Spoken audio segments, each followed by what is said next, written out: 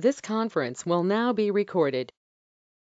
Okay, so for geared up for the test for Red Hat, there's a few things. There's a skills assessment, and let's go to Red Hat. Let's see, I had already started looking at Red Hat assessment. So here's a training skills assessment, right? And you can select the assessment by what they teach in terms of OpenShift or OpenShift or other things. So they have hold on, they have their own set of stuff that they do. All right, so let me expand this so I can see who's all here. All right, so let me pull up my chat. Make sure. Okay, yeah, I can type in the chat. All right, so select assessment. Let's go here. All right, so the way you can do it, you can filter. You can see there's a whole lot, but you can filter by the role, right? So if you want to be a system administrator, or and then you want to do Ansible, Red Hat 7 or 8, let's just do real 8. And then so they have system administrator, Linux, and Red Hat performance tuning. That'll come later. Right now, we want to focus on this. And then, of course, you got to put in your information and then go from there. So let me give you this here for Red Hat skills assessment. All right. Now I cannot do this. Won't let me. Does it every week? I don't know what that is. All right, so let me go over to Slack. Let me pull this up here. I'll pull this on the other screen. I'll put this in our Women in Linux Slack. I'll put it in the training. I'll put it in the training channel. All right. So the reason why that part is important, it gives you a gauge of where you're at, right? It can give you a gauge of where you're at. If you know you don't know, that's fine. If you know, that's fine. But the goal there is to give you an overall idea of what they're looking for in the test. So the other one is if we go to, and this is in the book. So let me go to Amazon and then let me look up RHCSA. And the one I'm looking for is Vander Sandgut. This guy, that's 2019. That's too old. We need 2021. That might be it, but let's look up by his name. That might be it, but I doubt it because he has another one that comes up. So this is RHCSE. Here we go, 2020, right there. Yep. And then let's go with this one. All right. So if you have access to the Safari books online, some of you were given access to that, you are well ahead, you can use that. But let me give you this book, and it's only to be used as a guide. Oh man, it's not even coming up. I'm gonna throw it in training. I can't post for whatever reason. But the reason why I'm recommending this book, he's well known. He talks at the Red Hat conferences. Even if, and he has his own site. I think he took his stuff. He's trying to take his stuff off of YouTube and put it on his site. I don't mean to go there. I meant to go here and do Sander Van Goot, uh, RHCSA. I might have spelled it wrong. Here we go. Yep, Sander. All right, so if you click here, let's go by videos.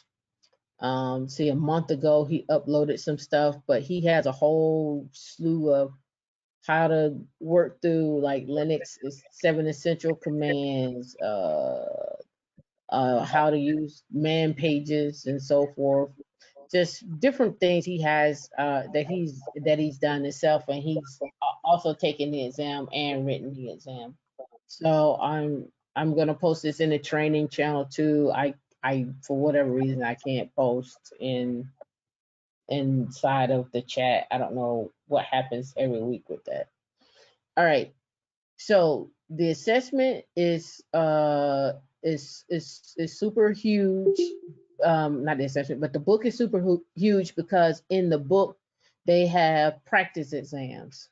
So if you're anything like me, you'll go to practice exams, RHCSA, right? And you'll find different people out here, like a Cloud Guru has one.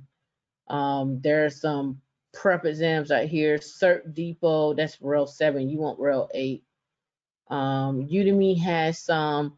So here's the thing though, you gotta fact check people and their practice exams. People make mistakes.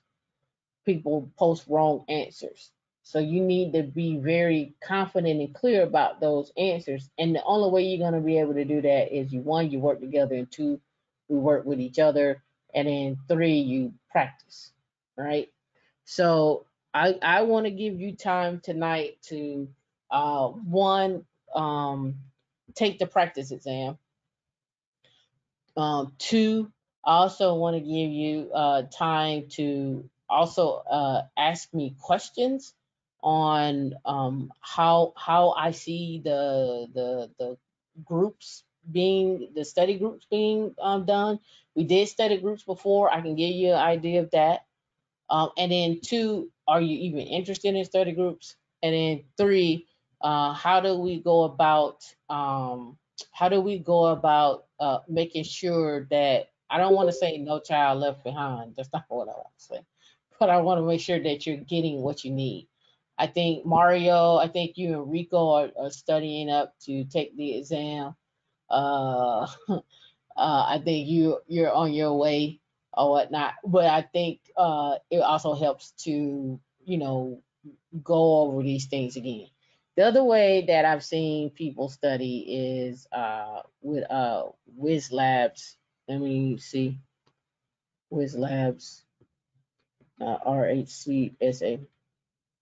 I'm not too sure about them, so don't quote me on them. So they have like a little 9.95.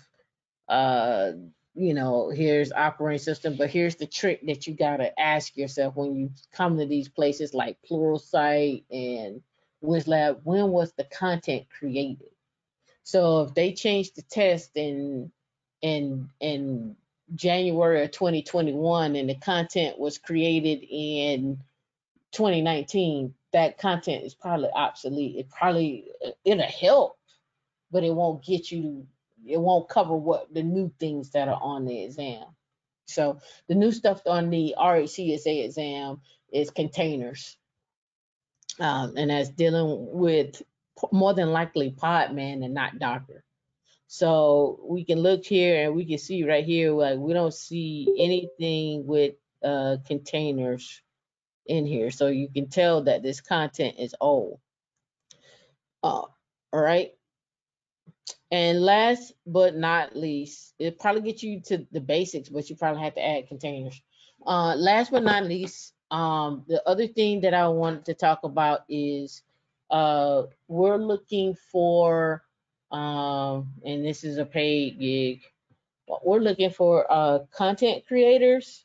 And when I say content creators, I'm looking for someone to help out with making quizzes and different content. So I don't know about you, but most of the classes that you go to and you see outside of Coursera, and I give you my own thing about Coursera later.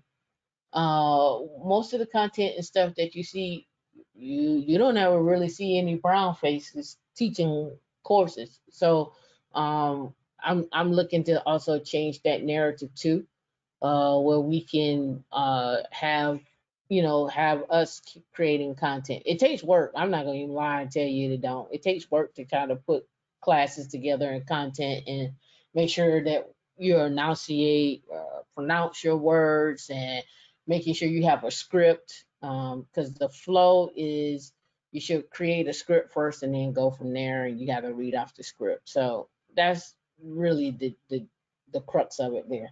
So to recap, uh, those that are joined late, we want to push to have the RHCSA.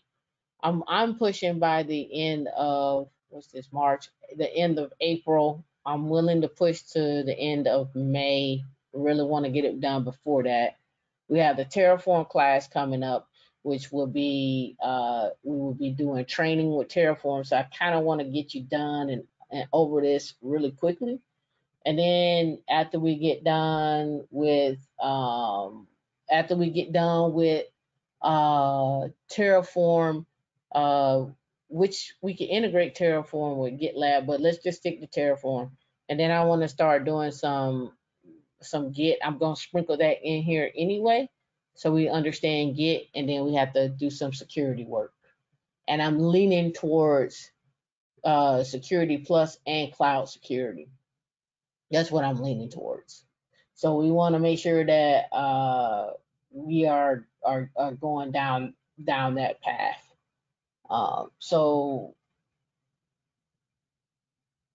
uh, you welcome. Yep. So when we are looking at um, this training, have you, of course, everybody got a job, everybody's making a career change, everybody got their thing that they're doing. You just have to make a decision on what's going to be beneficial to you.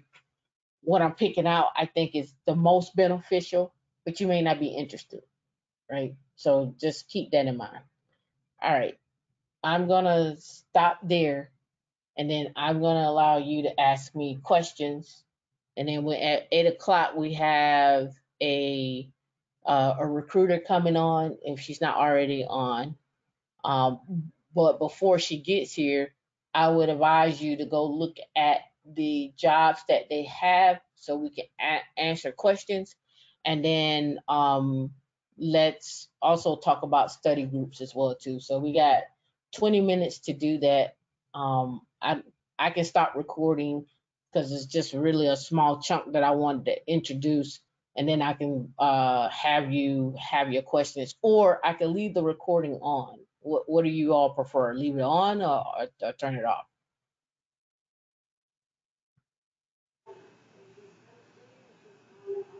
Leave Okay. it on. Okay. All right. So I'm now done talking. I'm now opening up the floor to you for your questions. And you can tell me if you don't like it, or you're like, that's too ambitious. I ain't here for that smoke. You can let me know. Hi, this is Nubia. I am new to the Slack channel and to everything, and I would just like to understand basics such as what is Linux, um, and I have heard so far as I came in a quote flavor of Linux, which was Red Hat. So I'm Mm-hmm. under, you know, I'm catching on, but I'd like to understand more of like, how long will it take to learn something like that and to change careers, Okay. like a time So, frame, something like that. yep. So I think you posted these questions here, right? In the Yes, Understand? chat. Yep. yes. Hmm. Yep. All right. So what is Linux? Linux is an operating system. It is a what we call an RTOS, real-time operating system. So where do you find Linux at? You find Linux pretty much everywhere. You can see here, supporting 2 billion devices. You'll find Linux in your cars, like your Toyota Camry, in terms of your interface, your infotainment center. I think it came out with the 2018. The BMW has it as well too. And also, if you are working, if you've ever flown on any plane, there's a few embedded Windows systems out there, but a lot of the systems are Linux. So when you're looking at the TV on the back screen, that's powered by Linux as well too. It's just embedded Linux. So when I say embedded Linux, that's not a particular flavor. That is something for smaller devices. So embedded Linux. So I've spoken on this before. So you have like embedded Linux. Ubuntu has a flavor. Red Hat has a flavor. Where can you get training for that? You can go to Linux Foundation and get training for that. So how does this? If you were in college, where would this particular situation happen? Probably in computer engineering and computer science. No, yeah, computer Yeah, science. computer science. Computer science, Um, computer engineer. I'm more on your embedded side per if se. you have an alarm in your house, the cameras, there's an operating system called Linux that controls it, and it's real-time Linux. I don't think it's Red Hat or Ubuntu and anything. It's kind of like a form of open source Linux that they're testing out. I can't even post this. And hackers use Linux too. That's what I want to learn is how they do it. I'm Yeah, sorry to so interrupt. oh no, you fine. So there is twofold. So you have to understand what an operating system is. The operating system is nothing but the kernel. That is exactly what Windows is. So when we're talking about so you can do kernel embedded systems. So when we're talking about like how do these say small satellites or your drones work or what have you, that gets into your smaller, like even with your Raspberry Pi or what we call like a PLC, and your this will get technical here, PLC and FPGA. When you're thinking about power grids, when we're thinking about your 5G network and 5G satellites, even down to your routers that you have in your home. A lot of those are Linux based. That's what we call Linux based. And then when we start talking about flavors of Linux, that's when we start getting into Ubuntu, Slackware, Arch Linux, Mint Linux. Uh, the list goes on. So let me pull that up. So flavors of Linux, and then I'll go back and show you what I did the other week. So you got Debian, Mint, Fedora, Ubuntu, OpenSUSE. That's where I started. Arch Linux. Knops is dead. This we used to use this for breaking into systems. So say you forgot your root password or an attacker came in, you could boot up off of Knops Linux. It would then mount that drive to another location that you've created, and then you can go in and check to see and start doing Linux forensics on who hacked your system and so forth. Okay. Puppy Linux is another one that was used to be very popular. CentOS broke away from Red Hat, so people are mad about that. Kali Linux, you're usually using that for security and getting familiar with how to secure a Linux box or how to secure a network or how to attack a network. So then that gets into, you gotta forgive me, that gets into like red team, blue team. I think there's even maybe gray for security.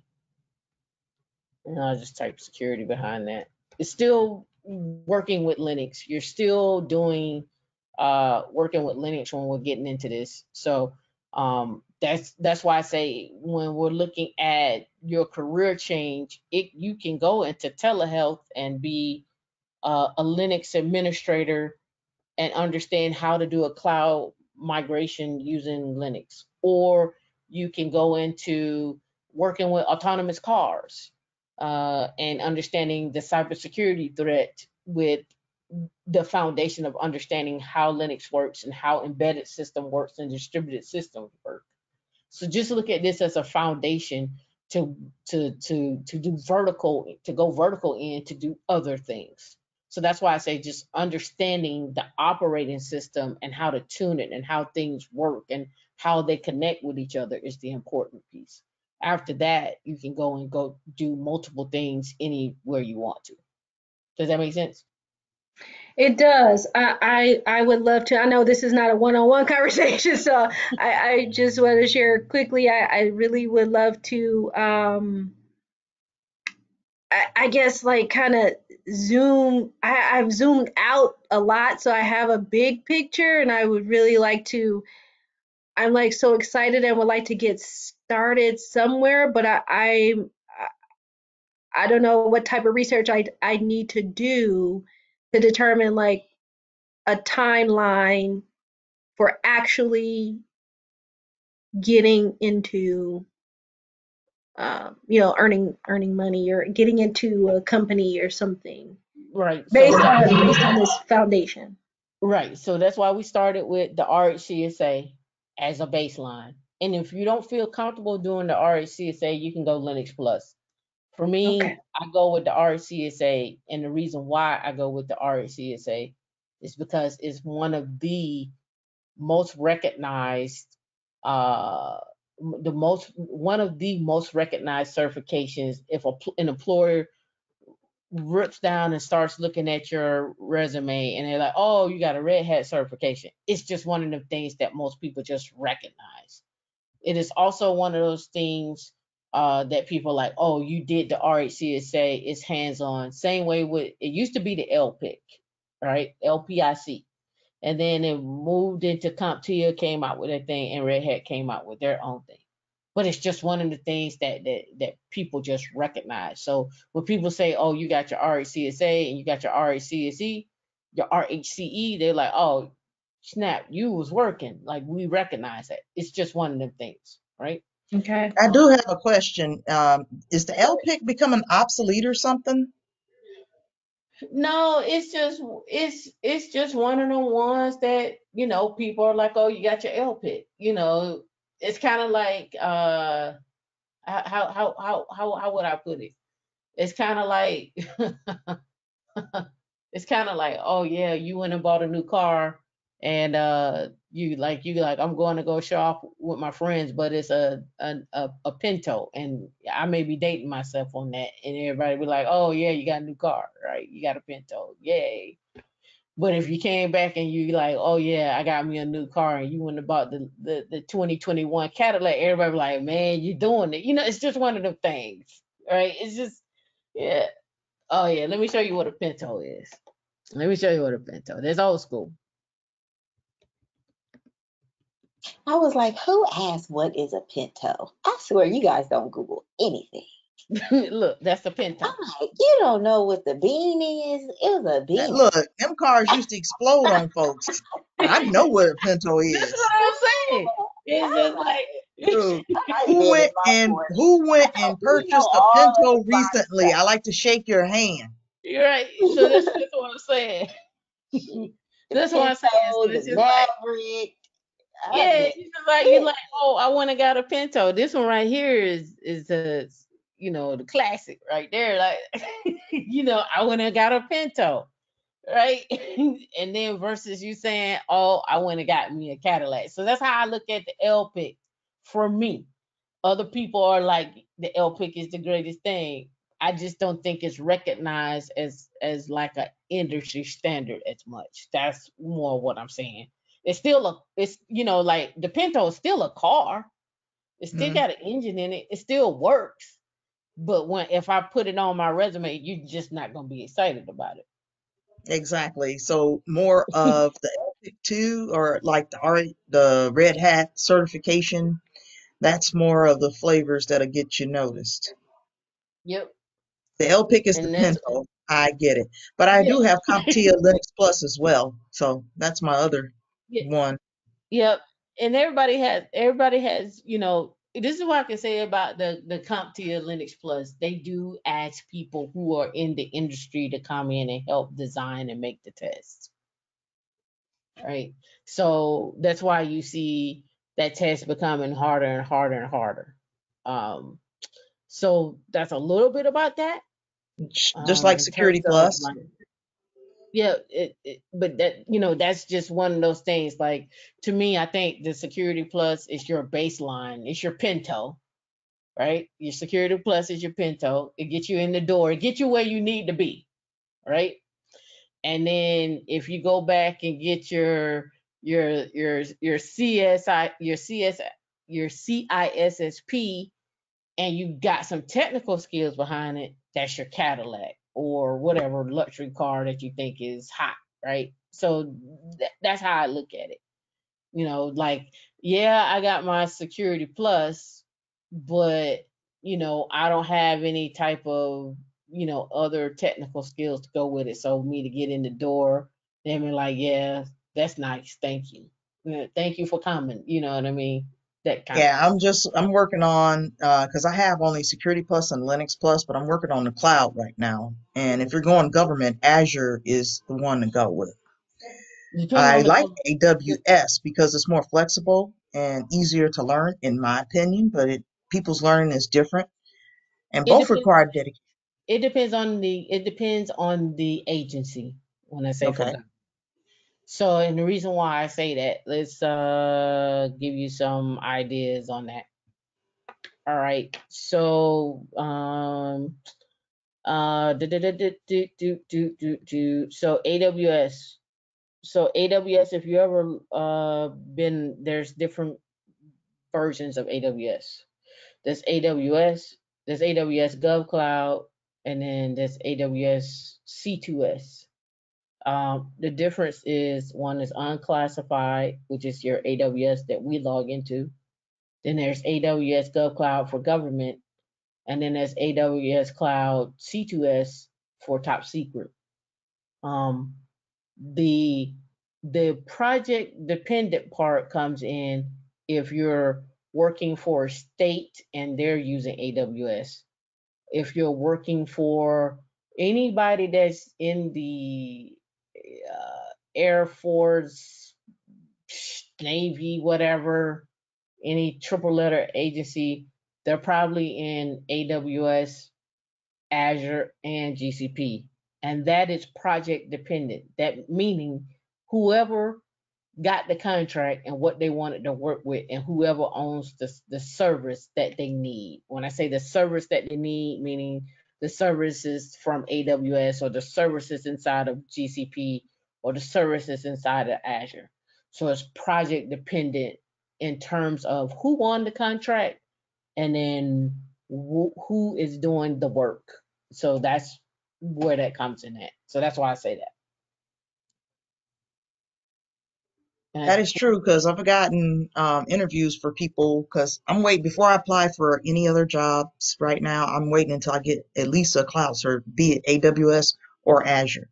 I'm currently working on the Azure 900, the fundamentals, and I've taken that test twice. And I'm not going to discuss it, but and and that it means is. that probably means you need to study with somebody. You need a study buddy. Yes, I do, because the questions is it's not the test itself. Well, it is the test because the material is easy to learn. It's just the test itself, the way they word the questions is like, okay, I am mentally tired by the time I take that test. Yep, that means you need to Done with it. study. I need to Um, what? you need a study buddy. Yes, I do. Any takers? Yeah, well, I can study with you. That's why we're gonna start doing study groups. Um, Let me see. There were some other questions that you had on here, and I'm scrolling back up. Careers in Linux. Okay, so you got to understand. Treating Linux as a foundation. So let's talk about this. And this is posted in other videos, so I'm just gonna try to keep this down to really quick seconds here. So how do you search? You hit up Indeed, right? Or Dice or Monster or Levels I, whatever. Just type in Linux itself. All right. Yeah, I've been So doing that. right. So It's let's been explain. really intriguing and exciting. You're right. So let's explain. Infrastructure engineer. Without me looking at this, and the only reason why I'm not going to look at it because I am one, I'm going to tell you things that happen with an infrastructure engineer. So infrastructure engineer, that could be Linux, Security Plus, pick a cloud, AWS, GCP, or on-prem cloud, OpenShift or OpenStack. And then let's move into CI/CD pipelines and automation. So that's why when we are talking, there are things that are all over the place, but to you, they're all over the place, but they all tie in together. In other words, I check my code in from command line to a Git repository. And that Git repository could be GitLab or GitHub, or well, it'll be local to me first, and then I push it up to GitLab or GitHub. And then that particular GitLab or GitHub using GitHub Actions or GitLab and GitLab has runners goes off and it would do what I tell it to do. So an idea about that is this. So here's my GitLab account. Let me see. I think I can get in. Now I got another browser I can open up in. Yeah, that's fine. I gotta find my phone. Let me see where my phone is at. Because I got 2 form-factor authentication on here. Oh, that's wonderful. I don't even know where my phone is at. Can't get in. All right. Don't worry. Don't fret. We still have examples. So let's go here. All right. So if I go over here to one of my directories, we'll go here. All right. So let's go here because I can explain it here as well too. All right. So in here we have, like, it looks foreign to you. All that looks foreign to you. But this is me checking this. I would check my code into GitLab. And inside of GitLab, GitLab has what we call runners, right? And those runners are essentially you at the keyboard. So basically, I'm going to check my code in. So my code gets contained in GitLab. Why? Why do I need to check my code in the GitLab? Why do I need to check my code in the GitHub? I need to check my code in the GitLab and GitHub because I am going to use this with other people. Here's where we break down DevSecOps. I'm the developer. I'm going to share my code with operations. I'm going to share my code with security. I'm going to share my code with other teams. All right. So now I'm going to check my code in. Once I check my code in, and I can, let me go over here to GitHub. I don't think that one's, let me double check. Once I check my code in, I am then, that may be tied. Yep, they're all tied. Sorry. They're all tied. I'll get back to it. I'll show you. Like, I don't know where my phone at right now. But anyway, once I check my code in, I then can have, inside of my README, I'm telling you what my code does. I'm telling you what the project does. I'm telling people what's going on with this code. Then after that, I'll then roll into a deployment. And this is where Terraform comes in at. Inside of here, let me go back to it. I got some Terraform code in here. So VI, my infrastructure, and then my main.tf. All right, here's where I'm saying, okay, hey, here's AWS. Here's my bucket where I'm holding my state of my Terraform file. I'm going to deploy a Rancher server, and then I'm going to do some things onto that machine and whatever, and then I tag it. So these are the things that I'm doing in order to get my infrastructure up. So where's the security part coming in? The security part comes in at where I am doing inside of that machine being deployed. I can then put security parameters around my infrastructure in terms of, hey, I don't want someone else to be able to SSH to that machine. I only want me. So on that machine, I can lock it down by machine. I can lock it down by AWS credentials, because Terraform can interact with everything, a lot of things, not everything, but a lot of things. And so that's why you see GitLab, Terraform, security, and I put security loosely because security is very vast.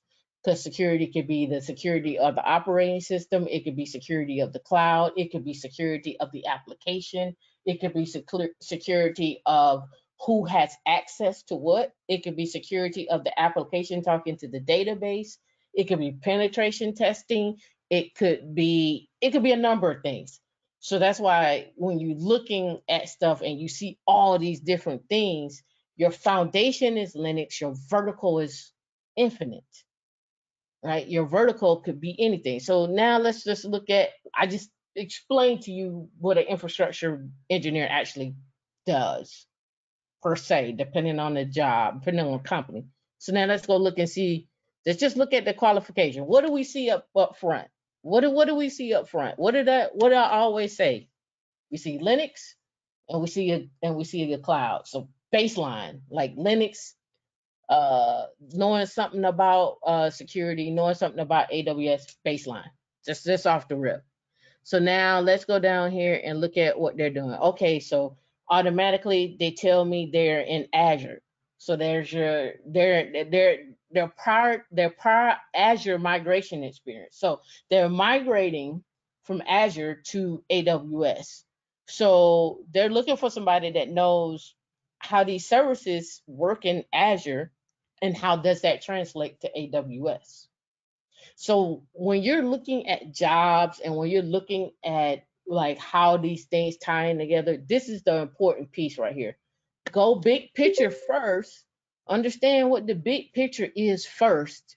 Then once you see how things are connected, then drill back down and say, okay, individually, I need some idea about how Azure works. And let me go look at those services. And then now we're coming in here and they got VMware, they got SAN storage. They're doing some migration. They're doing with some GPOs, and they look like they're all Windows based here. So they look like they're migrating from Windows and possibly into AWS. So here, look, VMware cloud certification Monday through Friday, 1 year, and it's fully remote. That's what they got. So down here you see you have a solutions architect and then a AWS DevOps cloud engineer. So now if we click on this here and we go down here and we look, what do we see? We see the same things that I was talking about. We're talking about CI/CD, we're talking about Linux, we're talking about Bash, Docker containers, or containers are coming in from the perspective of the RHCSA is handling that. And then we got talking about a criminal background check. So that's the gist. That's the big overall piece. Did all that make sense for everybody? Did you see Yes, how that all that yes. came together?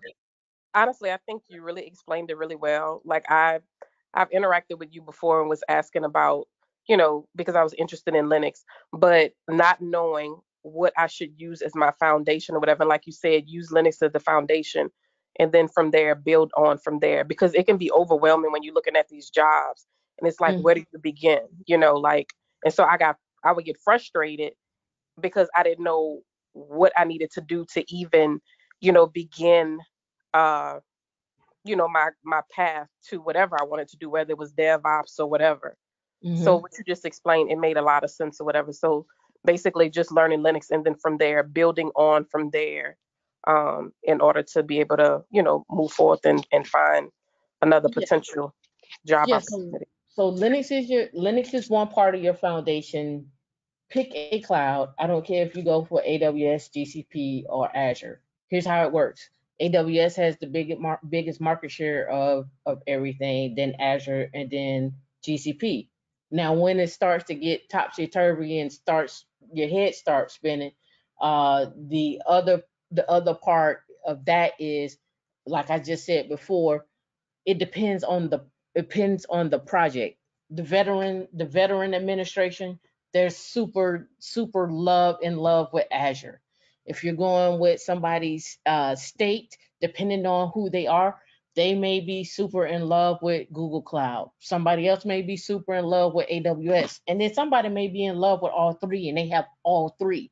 So what does that mean to you? That means you need to understand what are cloud fundamentals. How does the cloud work? You got to remember, you know, underneath all of this is somebody else's servers, and they've wrapped a pretty API service around it for you to interact with. So that's why when we were talking about understanding Go, that's what that is. Being able to wrap around an API call around a service that you have created. And we'll get more into that when we start talking about Go. But that was the crux of it. So that's why I say I want us to kind of push ahead so we can get past the Linux part, right? And then the cool part about the Linux part is you don't have to get past it. You could go and be a Linux administrator from your RHCSA and go get your RHCE, or you can go into start learning OpenShift and OpenStack, or you can say, you know what, I don't care nothing about that. I want to secure the systems, but you're still going to need Linux at the command line. You're still going to have to get used to that. Then we'll start getting into things like Splunk and Prometheus and Grafana and Chaos Monkey and all that. Don't worry about that right now. But those are the things that you are going to be on the hook for later on if you choose those things. I have one more question. Realistically, for someone who's never really done Linux, what would be a reasonable time in order to prep for the R? The RHCSA. I Yes, think yes. personally, if with a study group and here's the thing, you have to be consistent. You can't say I'm gonna study on Monday and then you don't come back and study for another month and a half. Like that's just not realistic, right? You just got to be realistic with yourself and realistic with your time. So that's why I think putting people in study groups and holding each other accountable to the study, and you don't have to. Here's the rule of thumb. Rule of thumb is if you ever look at these classes, they're chunked up into no more than 10 minutes, sometimes 20 minutes, because the human brain can't function after 20 minutes of study. So study 20 minutes, take a break. 20 minutes, take a break. So set yourself 2 hours a time just to do that. And that 2 hours doesn't have to be in one day. You can do that 2 hours over 2 days. Like just make sure you're putting time aside and putting time in to study. And when you study, and this is why I put inside when I'm doing stuff, I always try to say the command, visualize the command, do the command. Say it, visualize it, do it. So that way, when I am on the test, I have repetition. I'm seeing what I want to do, right? I'm saying it out loud, and then I'm doing it. So it gives me that repetition every time I do it. And Dion will tell you, I sit in here and talk to myself all the time, like, ooh, I need to CD over to this directory. When I get there, I need to do a change mod, and then I need to fix those file permissions over here. I need to run a chmod, blah, blah, blah, blah. I do it all the time. But that helps me remember what I'm doing, and it helps me to reiterate what the command does. Does that make sense? And the time it takes is really on you to answer your question, but I'm trying to push us to 2 months. I think you can do it in 2 months. You I just like gotta that. you gotta be committed. So I see that Ryan has joined us, and she is the recruiter. I am gonna let Dion do the intro because they have been conversing. I'll be well, I'm gonna try to get in the chat. I wasn't able to message, so but if not, I'll be in Slack as well. So I'm gonna turn this over to D, and she gonna do her intro. Hey Ryan, how you doing? Hey Tam, I'm good. How are you? I'm awesome. All right, you all go ahead and do your intro. I'm going on mute.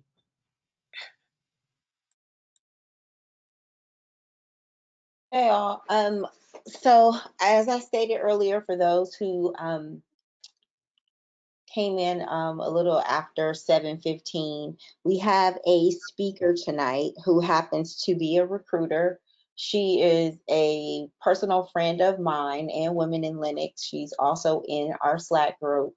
Her name is Ryan Kornegay. She's actually a recruiter over at Metric5 outside of DC. Um, what she's going to talk about tonight is a little bit about her journey, because a lot of you guys are new to tech, and I would say Ryan is fairly new to tech as well. However, she holds a non-technical position, but she hires for technical positions. So I thought she would be a perfect person to have on to come talk to you and also tell you about a couple of her journey, a couple of positions that she has, and just answer a few questions. So without further ado, Ryan, Thanks, Dee. you Hi, might want to everyone. turn up your headset a little bit, Ryan. You sound like you're in a hole. I don't have a headset. I'm Oh, talking okay. straight onto Well, my turn up computer. your volume. Turn up your volume. It's all the way up. Let me Okay, see. cool. I don't know. I mean, I don't want to lean in that much, but can you guys hear me?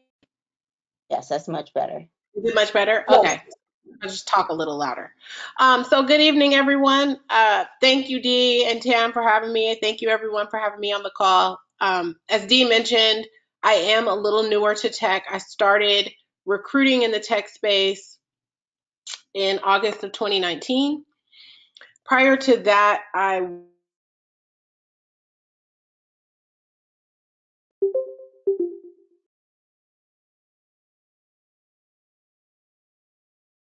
was Metric5. We are a small but mature technology solutions Ryan, company. we lost you. We lost you after it's kind you froze, maybe like after new to tech. Okay, am I back? Yes, you're back. So,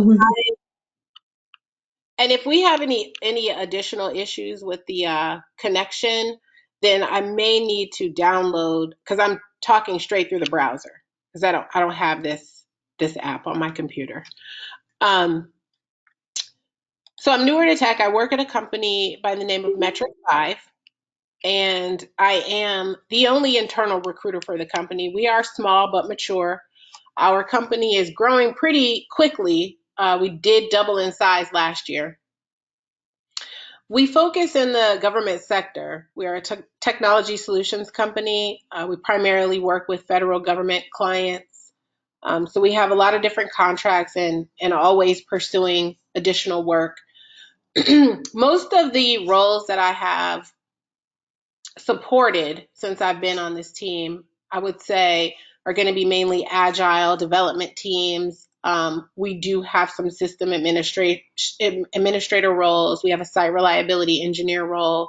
But most of our teams are going to be agile development teams. We do work across multiple tech stacks. So I've done everything from Salesforce, .NET, to just a React, Angular, Java stack. So I've kind of worked and had to transition rather quickly into the technology space, learning all these different languages, learning all these different titles, and it's been quite a ride, to be honest with you. Very interesting stuff. And the way I got into tech, I honestly met the CEO of this company, talked to him about my recruiting background and how my skills would be transferable into the tech space. Jumped in and really just got my hands dirty right away. Um, and I learned and delivered at the same time. So I'll pause there. Dee, was there anything else that maybe you wanted me to cover about how I got into tech, or anything else about my company? Yeah, more about your company in terms of, um, I know you say they're doing government contract. Are y'all solely focused on one particular customer? No, no, no. So we work across multiple agencies. Right now we have work with the DoD, U.S. Treasury, USPTO, NGA, Department of Homeland Security. We're pursuing some additional work that I can't really get into, but We're always, opening up. We have USPS. Those are the agencies I can think of off the top of my head. So my 2 active roles that I'm looking to fill right now, and there's really more. This is our 6th development team out at U.S. Treasury, and I am looking for a junior to mid-level sysadmin, Red Hat Linux, and a mid-level site reliability engineer. Yes, these are federal positions. Oh, Yep. I'm looking at the chat. That's me. So So, we are a government contractor, and all of our positions do require a public trust clearance or higher. okay. Right now, the roles that I'm recruiting for, we do want someone who has a clearance already, at least Mhm. public clearance or higher. It could be with any agency. I have recruited a lot of positions for our government contracts where you don't have to come in having the clearance. And I'm sure we'll have some more of those opportunities come up. But right now, because of the timing of it's taking a long time to get these clearances, we do require clearances for these roles. Yep. So a little bit of background about those clearances. Those that was on the live last night. The clearances, the clearance process can be long. Sometimes they're 6 months, sometimes they're 9, sometimes they're a year. I've seen people wait 2 years for a clearance to clear, and it's really dependent on you. And when I say that, that means, do you have a family member that is a foreign national? Do you travel a lot to China? Do you have foreign investments in Russia? Or do just things that could hold up that? That's usually how that works. The other piece of that is when you're looking at the public trust clearance, that's much easier to get. Um, Secret as well too. But when you start talking like your top secret, your top TS with a SCI, or TS with a SCI and a polygraph, and then a full scope poly, yeah, that could take a while. So that right there could be a problem. Most people who have clearances try to keep them, and it's person dependent. But once you're in, you're able to move around inside of that uh, for decades. So just be aware of that when you're getting clearance. Is it intrusive? Yes, but I mean, if you're not going outside the cell, you know, outside, sell drugs in your Pinto, I think you're good. Um, oh yeah, I did have one other question, Ryan. When it comes down to, um, if you can fill us in on the interview process, that'll be great. Not necessarily with you, but just in general, like like, hey, we meet and then we submit you over to the client, or we do 4 interviews, or we give a technical screening. Just an overall idea of an interview process. Sure. Are you guys? Can you hear me? Okay. Yep. Okay. So generally, our interview process is you'll go through the qualifying interview with me, and then I'll take notes during the call, cover all the different requirements for the position, learn a little bit more about the candidate. And then if the call goes well, I will share your information with the hiring managers. This is how our process goes. And everywhere I've worked, it's been about the same. The recruiter is kind of that first call, and then you move along, to interview with the rest of the team. So in our case, if our hiring managers are interested, then I'll get you set up for a second 30-minute technical phone call with one of the senior program managers or senior technologists on the team. And then if that goes well, then you'll have a 1-hour behavioral interview by video. And if that goes well, then you'll get a technical assessment to complete online, depending on the role. Most of our roles, I'll say 85% of them have technical assessments. And then depending on like if it's a designer role or something else that's non-technical, it's still technical, but just a little less technical. You walk us through your portfolio. We just want to take a look at your work. So it's qualifying interview with the recruiter, technical interview with a senior level person, and then a behavioral interview with several people. So you may have 3 or 4 people on that video interview, and then you take a technical assessment.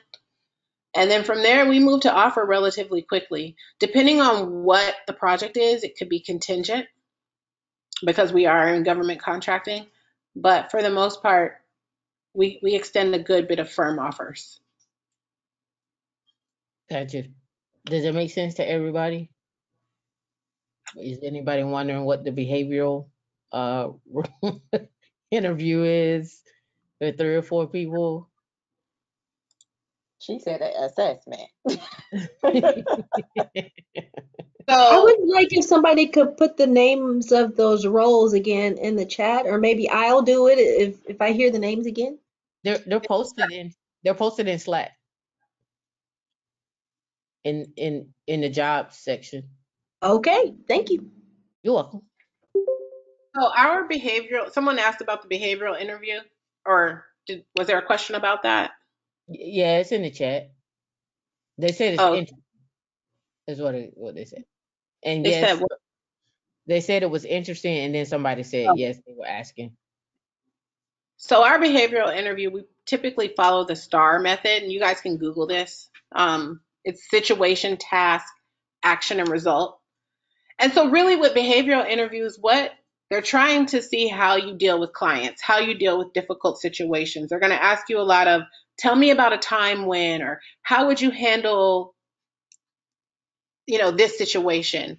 We usually cover about 6 different areas, including teamwork, customer service, adaptability, innovation, communication, and time management.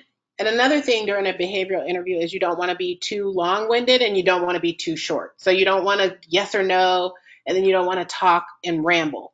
So be very concise with your responses. Really think through and prepare for a behavioral interview by thinking through times at work. If someone asks you, tell me about your strengths or your weaknesses, don't and do, let me just give you this tip too. Do not Google those answers. Be authentic. Really, really think about what your weaknesses are and what your strengths are. Obviously, don't throw yourself under the bus, but be authentic because people who interview people all day, all the time, they hear a lot of the same things. So you kind of know when someone's being genuine or not. Thanks for putting the STAR method in the chat. I saw that just pop up. Can you give us an example of one of those stories that you hear and you're like, okay, this is, here we go again. Oh yeah, like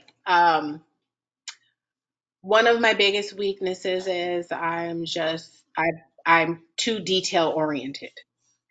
It's like, okay, it's like you want to sound good and not have any weaknesses. Cuz that sounds good.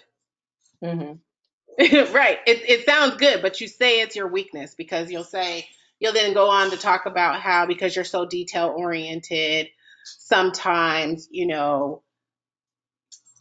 don't know, they kind of that it's those phrases about being things like I'm detail oriented or one of my biggest weaknesses is I'm too kind or instead of saying one of my biggest weaknesses are sometimes I get distracted. Mm-hmm. Sometimes I get distracted in my workday. We're human beings. Like it happens. So how do you get back on track? Let's talk about that.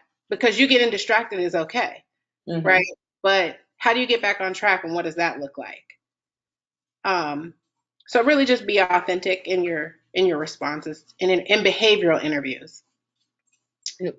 And I'll give you some tips too, because I've interviewed at Amazon and so forth. So, situation. Give me a difficult time. Give me a time where you were under the gun to get a project done, and what did you do to get the project done? Were you working by yourself or were you working in a team? And then people will expand on that to go in it. I've seen a lot of people move away from the whiteboard interviews where it's like code here and do this here, and you could be a stellar coder but an asshole as a person. So I've seen people move away from that. I've also seen people also try to get away from the lone wolf person where you're doing it all by yourself and you don't have a teammate or you don't work well in teams. And that's project dependent. I think that's also personality dependent as well too, because they may need someone that's a lone wolf, that's a self-starter to go out and get it done and just report back, or they may need somebody that can be a lone wolf for a short while and then come back and get with someone. So I've seen that as well too. So it's all about presentation inside of the interviews. Like I always say, be the solution when you walk in. Like be the solution. If you're not the solution, there's a problem. You need to really thoroughly read the job description and ask questions. And now here's a question for you, Ryan. When you are doing contacting the person, like say somebody you on Indeed or Monster or wherever you're doing your search at, or clearance jobs or whatever, what type of what are you looking for when somebody responds to you when you reach out to them? Say, hey, I saw you on clearance job that you have these technical skills and you look like you would be a good fit for this position. Let's chat. What are you looking for in the response to that email? So I'm pretty straightforward in my reach out. My very first email, I already know I want to talk to you, so I include a link so you can schedule a time. I'm looking for someone who's not wasting my time, right? So you can schedule the time and we can talk. I've had people, if you have a question or anything like that, I'm happy to answer those. But most people get the email, they schedule the time, and they respond and say, "Thank you. I look forward to talking to you. I scheduled at 4 o'clock." Because I've already looked at your resume. If you have a cover letter, I still read cover letters if people include them. A lot of people say they're unnecessary, but I'll tell you when a cover letter is good to have. A cover letter is good to have if there's some change in your career, if you're switching gears, or maybe if you know, took some time off, or if you just want to kind of highlight some things that someone may have a question about on your resume, like gaps you might have went to school, or you can still use cover letters. So I'll still read those if someone has them. They usually answer questions I might have. But I'm just looking for someone to respond and schedule a time so we can actually talk. Usually, if you hear from a recruiter, I would say for the most part, you're probably a good fit for the position. Or they see your potential. So you have different types of recruiters. I don't look for cookie cutter candidates. If I have to, I will. Like if the hiring manager just doesn't have any flexibility. But I generally look for people who I really believe can do the work. And that's one of the things I think is good about me being in this technical recruiting role. I can really present a candidate to the hiring managers in a way where they might look at the resume differently than if someone just emailed it to them. Gotcha. Now, when you say cookie cutter, can you define what you mean by cookie cutter candidates? Yes, I'm sorry if you guys hear my dogs in the background. They're just making some noise. But cookie cutter is just, okay, here's the job description. I'm looking for you to check all of these boxes. Versus, here's the job description. Okay, we're looking for someone with Java and Angular, but React is okay. And if they've worked with React and have some experience with Angular, then maybe we can look at those people too. But some people, if they don't see those buzzwords on the resume, some recruiters just won't talk to you, or hiring managers won't look at you. So cookie cutter is really just exactly what the job description looks like. And we can also tell when you took the job description and plugged it into your resume. So don't do that either. I'm like, this looks familiar. I've seen this before. So don't do what now? Don't copy the line for line bullets on a job description into your resume. Like, don't, Oh, okay. yeah. Okay, thanks. So here's another question for you, Ryan. So if you are now this gets into this may be in your wheelhouse and may not. Say so because we all know that all these jobs have a salary range, right? Hmm. And is it a turnoff for you for the person to ask you in the first couple of the first assessment that you're having with that person about the salary range, or is that okay with you?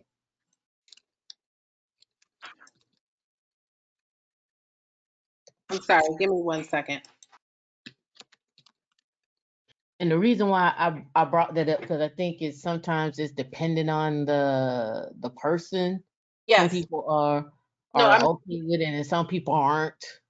no, let me tell you. I am first conversation. Let's cut to it. I don't want to waste any time. If I know our salary ranges, I've already posted them with our jobs. I don't play around with salary because, um, why do we need to go through 4 interviews and a technical assessment if we're not at the same number or even in the ballpark?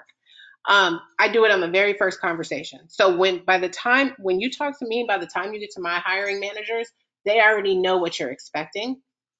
They already know what your salary expectation is. So hey, if it's outside of our range, I'm gonna let them deal with that. They might really like you, and here's the thing.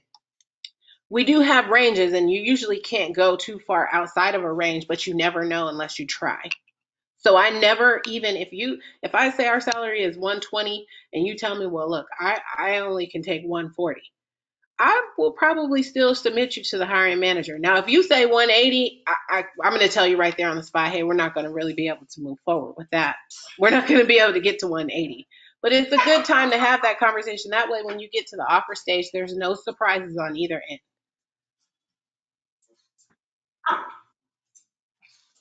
And that's something that I tell people all the time. I'm a one liner. This may not work for everybody, but my one liner is what is the interview process and what is the salary range? Oh, And mm-hmm. Yes. that's What are my we talking about here? yeah, that's my one sentence that I'm sending back. What is the interview process and what is the salary range? And here's why I ask about that interview process because some interview processes are 6 or 7 interviews. You may already have an interview on the map. You may be getting ready to go travel somewhere. You may have something that come up. You just ain't got time to be sitting there doing 6 or 7 interviews and and and, and then they only offer you 120 and you've been making 180. So I need to know now. And I do talk to my team about, interview fatigue. I mean, I don't really want, I would like to be as efficient as possible in our process. And sometimes we have 3 to 4 interviews. Sometimes it's 2 to 3 interviews. It depends on the role. Um, and also another thing, as a candidate, if a recruiter asks you what is your salary expectation, come into every one of those conversations having a salary expectation. No hemming and hawing and the hey, it depends on the work that I'm gonna do, and we're talking about this role and the salary for this role. Just work on this right here. And they'll say, "Oh, well, it's negotiable," or "I don't really care," and those are all not. It's not true. So yeah, no, yeah, Cece, no, it's not negotiable. So we can negotiate a little bit, but within this range. So what is your range? And then some people will really not want to answer that question. And I tell them, hey, I talk salary in the first conversation. So it wouldn't make any sense for us to move forward and me to submit you to my hiring managers and they don't even know what you're expecting. And then they'll still try to push back and I'll push right back. So everyone has a minimum. What is your minimum salary expectation? Everybody has a number they won't go below. And I'll say something like that. And that's when they really pause and they're like, okay. Like, this isn't really a game. We're seriously doing something here. And salary is going to be a big part of your decision. Yep, especially when you're talking about government contracting. The one thing, the higher the clearance and the higher and the more work they want from you, the harder it is to fill those positions unless they're already in the space and they're just rotating in. That's just what it is.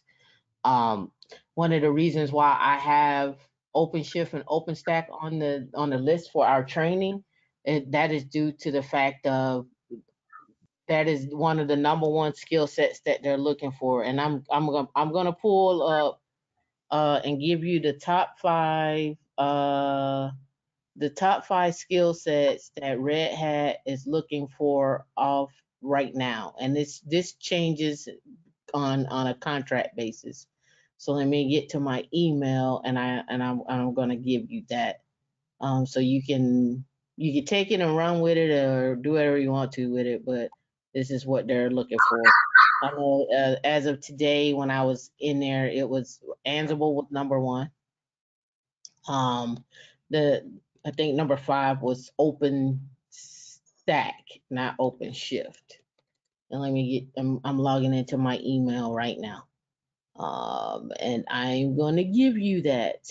Let me see. It is from our person. Let me see. Hold on. See right here. Okay. She wants they're looking for the top, here are the top 5 most requested skill sets. Ansible, Red Hat Ansible, Red Hat Satellite, Red Hat Identity Manager, Red Hat OpenStack, Red Hat CloudForms is number 5, and Red Hat Linux is number 6. Those 5 to 6 are the top. Ansible being number 1 for automation, being able to automate your infrastructure and so forth. So that's just the top right there. Any other questions? Ryan, you still with us? I'm here. I had to get the dog straight. Oh, that's okay. I have a good. pit bull and a shih tzu together, and they are acting crazy. So good. I have 2 Shih Tzus, so they act crazy too. You're not alone. But this combo is crazy. I mean, Yeah, he's pit bull like, and a Shih Tzu, that's totally different scenario. it's crazy. I wish you could see them, but yeah, I had to turn off the camera because I had to say something. You want us to read your lips? I did mute and turn one time. I was like, I don't know if anybody saw me do that. Yeah. So somebody said, thank you, Ryan. Also love that you're in the recruiting space to see talent that may likely be overlooked. Oh, yes, yes, yes. You're welcome. And I definitely do that. I actually placed a junior developer in a role that they wanted one thing for. I mean, I got close to it, but he was just so good. And the reason why I talked to him, because sometimes as a recruiter, I might, check boxes too, because I have to. I got to get the position filled. But I saw his resume, and when I called him, I said, I have never seen a resume like yours before. I really like your resume. And that's how the conversation got started. So, Was it you know, something visual about his resume that you liked, or it was was the way he wrote his resume, and it was, yes, the way it was, the way it looked. So yes, it was pleasing to the eye. I had another person that I really liked their resume too, that I hadn't seen this format before. So, get creative. I would not recommend that anyone add a picture to their resume. I don't know if that's a thing over here, but don't do that. You don't have to do that unless you're trying to get like an acting job or something. Yeah, they have a lot of those templates that have that little picture circle on the resume. So I think a lot of newbies are just like, this is the latest and greatest. They need to see me. No. Yeah, Just, that you know, just helped with discrimination right there. Take your yeah. picture off. Just And get your and the, LinkedIn page. yeah, and the other Just one get your. is don't put your address on the resume. Take your address off, your home address. That's too much information going out. You could put your city and your state, but I agree. take your home address off. We don't need to know where you live. You don't know who is looking at your resume that may show up at your door. You don't know that person. Just what it is. Yeah, I see a lot going on in the chat. I did include my LinkedIn handle if you guys want to connect, or if you want to connect with me there. And I'd be happy to answer any questions. I am the only recruiter at my company, so I'm very, very, very busy, but I will get back to you. I promise you. If you just connect with me on LinkedIn, and if you have any questions, just send an email and we can a message through LinkedIn, and we can set up a time and just chat. So another quick question before you go and get with the little doggies. Um, when it comes to being in the recruiting space, what would you say to someone who's technical and want to transfer into the recruiting space? How would that work for that? Well, it depends. So if you're in a technical role and you're interviewing people already, that should be an easy transition. You're already involved in the interview process. If you are not involved in the interview process, you may want to figure out how to, and this is just my opinion, I'm no professional about the transitions, but you may want to figure out how to get involved in some cross-functional projects, or get involved with something that's recruiting related, just to get familiar with that team. I mean, I always recommend for people to try to move into the role you want at the company you have. This is just my Mhm. recommendation. So if you're there already and you want to switch over to a different team, try to get it done there first, and then go outside of the company if you're looking to leave. Yep. Can I And say something in regards to that? yep. So, one of my previous jobs, that's something I actually tried to do.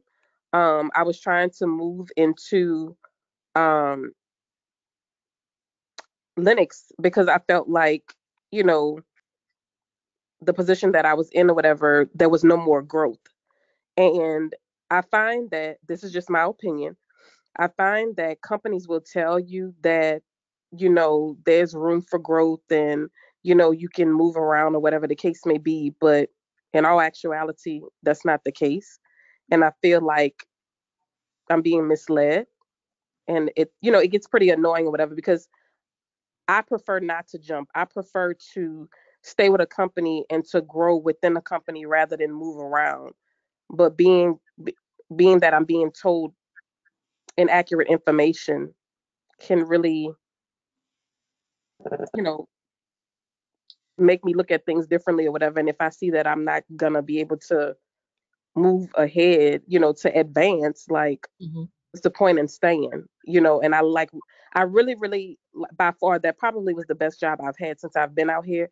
And I really liked the company or whatever, but I just felt like I was just getting the runaround. Like, and I continually would ask, I wanted to be mentored, um, you know, because I felt like I wasn't growing, and I didn't want to be the type of person that's just complacent and just gonna stay there. But companies will tell you that or whatever, and it gets kind of frustrating with that. And then, as a matter of fact, the new role that I have, I specifically asked because I would have just stayed with my other job until I found something that I thought was suitable for me. Um, I was told that Linux was in a position, and can you believe, first day, of course, I'm asking questions and a job description said it. Not one bit of it. I was like, this is crazy. I was outdone. And I was like, and you are actually selling this to people. And so talking to other people, whatever, actually all of us are actually looking into leaving. And basically they're advertising false information just to get people in seats. And that's to me, I in my case, whatever, I think that if you would just be honest with people, just let them make a decision rather than continually having a high turnover rate. I don't know. Yeah. I mean, I can actually say something to that. This is true. This does happen. But once you recognize that this is what's going on, don't waste any time. Start figuring out what you want.